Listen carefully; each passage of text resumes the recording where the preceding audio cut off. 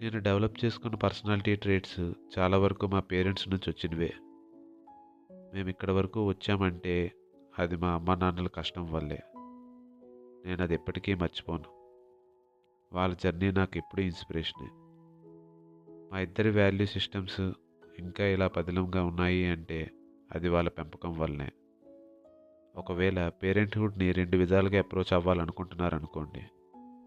ఒకటి, మీ పిల్లలకి ఈ దారి మంచిది, ఆ రూట్లోనే ఉండు అనైనా చెప్పొచ్చు.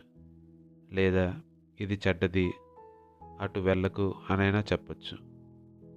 మా మైండ్స్లో వాళ్ళు ఎప్పుడూ మంచి విషయాలతో మాత్రమే నింపారు కాబట్టి అందుకే మా పునాదులు ఎప్పుడు గట్టిగా ఉంటాయి. పేరెంటింగ్ అనేది లైఫ్లో చాలా ముఖ్యమైన డిఫికల్ట్ స్టేజ్.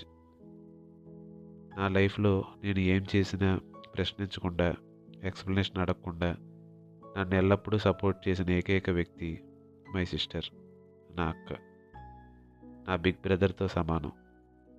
స్టార్టింగ్ నుంచి ఇప్పటి వరకు ఇద్దరు మనుషులు నా జర్నీ మొత్తం చూశారు. వాళ్ళే అమ్మ, అక్క. నా జీవితం వీళ్ళ చుట్టూనే తిరిగింది. నేను ఎక్కువ నేర్చుకున్నది కూడా వీళ్ళ దగ్గర నుంచే నేర్చుకున్నాను. నేను వీళ్ళతో కలిసి పెరిగిన, కలిసి ఉన్న ఈ ఫ్యామిలీలో ముఖ్యమైన భాగమైన నేను నా లైఫ్లో ఏ జంక్షన్లో ఉన్నానంటే ఈ ఫ్యామిలీ, ఏ కమ్యూనిటీ అయినా, ఏ ప్రొఫెషన్ అయినా, నా సోషల్ సర్కిల్ అయినా వీటికి ఏవి నేను రిప్రజెంట్ చేయదలుచుకోలేదు. ఇవన్నీ కూడా నన్ను, నా పర్సనాలిటీని కరెక్ట్గా డిఫైన్ చేయలేవు. ఈ గ్రేడ్స్, ఈ పే చెక్స్, ఫ్యామిలీ హిస్టరీ ఇవి ఏవి చూసి ఒక మనిషిని జడ్జ్ చేయకూడదు.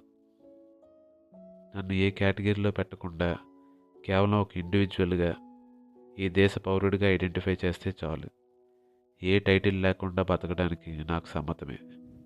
ఫైనల్గా ఈ ఎక్స్పీరియన్సెస్తో ఒక కొత్త ప్రయాణంకి శ్రీకారం చుడుతున్నాను.